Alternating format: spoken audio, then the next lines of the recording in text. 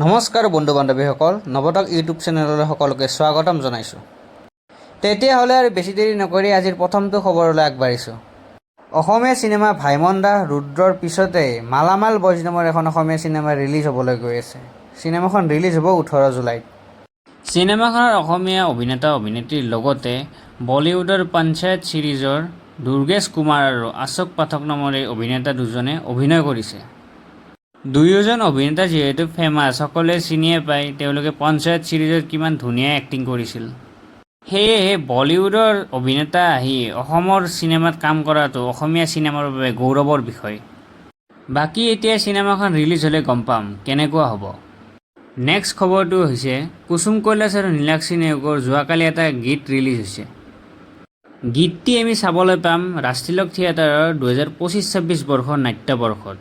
ৰাষ্ট্ৰীয় থিয়েটাৰ চালে গীতটি উপভোগ কৰিব পাৰিব। নেক্সট খবৰটো হৈছে ইউটিউবাৰ আশিষ চাঞ্চলানীৰ ওপৰত। আশিষ চাঞ্চলানী ছোৱালী এজনীৰ ফটো উঠি যোৱাকালি তেওঁৰ ইনষ্টা একাউণ্টত ফটো আপলোড দিছে আৰু ফটোখনত কেপশ্যন দিছে ফাইনেলি বুলি। এতিয়া অডিয়েঞ্চে ভাবি আছে যে আশিষ চাঞ্চলানী আৰু নতুনকৈ ৰিলেশ্যনশ্বিপত আহিল আৰু এইজনী তেওঁৰ গাৰ্লফ্ৰেণ্ড, আৰু বহুতে কমেণ্ট বক্সত কংগ্ৰেচুলেশ্যনছ বুলি কমেণ্টটো দিছে।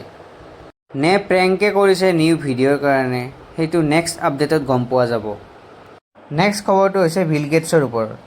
সকলোৱে জানে যে বিল গেটছ পৃথিৱীৰ ভিতৰতে এটা সময়ত সকলোতকৈ ধনী ব্যক্তি আছিল, কিন্তু বিল গেটছ এতিয়া টপ 10ৰ ভিতৰতো নাই।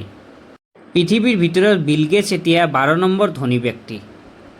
নেক্সট খবৰটো হৈছে ৱৰ্ল্ড নাম্বাৰ 1 ইউটিউবাৰ মিষ্টাৰ বিষ্টৰ ওপৰত।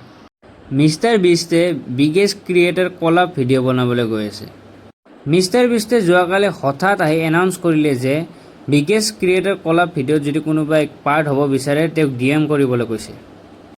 বাকী এতিয়া মিষ্টাৰ বিষ্টৰ এই ক্ৰিয়েটৰ কলাপ ভিডিঅ'টো কেনেকুৱা হ'ব নেক্সট আপডেটত গম পোৱা যাব। তেতিয়াহ'লে আজিৰ ভিডিঅ'টো ইয়াতে সমাপ্ত কৰিলোঁ। ধন্যবাদ।